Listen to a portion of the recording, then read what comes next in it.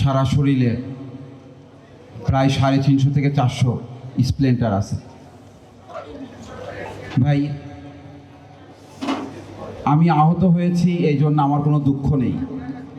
দুঃখটা তখনই লাগে যখন আমরা আবার শুনি যে রিফাইন আওয়ামী লীগ বলে আবার নতুন কোনো আওয়ামী লীগ বাংলাদেশে পুনর্বাসন হবে।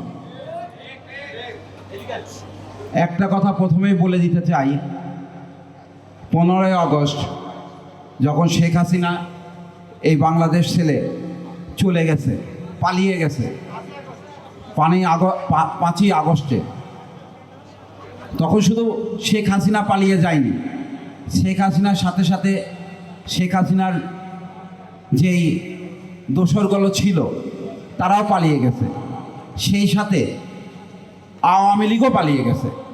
নতুন করে আওয়ামী লীগের পুনর্বাসনের আর কোনো সুযোগ নেই।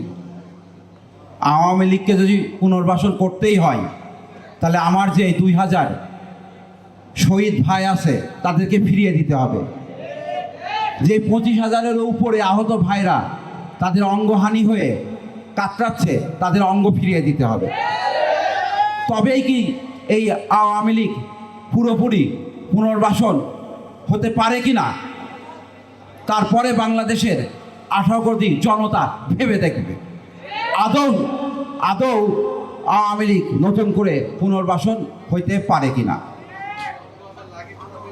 এরপরে আমি বর্তমান সরকারের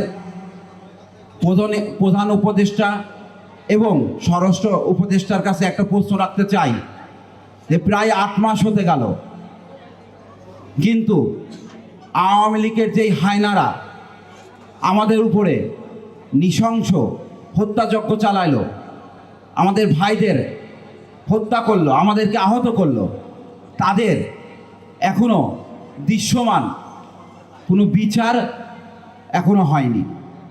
এমনকি যেই পুলিশ সদস্যরা আমাদের উপরে নির্বিচারে গুলি চালিয়েছে তারা এখনো বিভিন্ন জায়গায় দায়িত্বরত অবস্থায় আছে।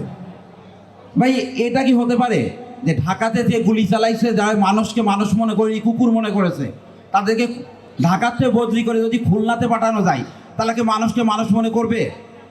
মানুষকে তো সেই কুকুরই মনে করবে। তো কেন তাদেরকে এখনও তাদের সেই দায়িত্বে এখনও রাখা হয়েছে? কেন তাদেরকে এখনও আইনের আওতায় নিয়ে এসে বিচার করা হচ্ছে না? আমি তো মনে করি যে যাদেরকে এখনও নিয়ে আসা হয়নি তাদেরকেই মূলত পুনর্বাসন করা হচ্ছে। আমি আজকে দৃঢ় কণ্ঠে সরকারের কাছে আমি এই আবেদনটা করতে চাই, যেন যারা আমাদেরকে গুলি করে আহত করেছে তাদেরকে অবিলম্বে আইনের আওতায় নিয়ে এসে বিচার করা হোক।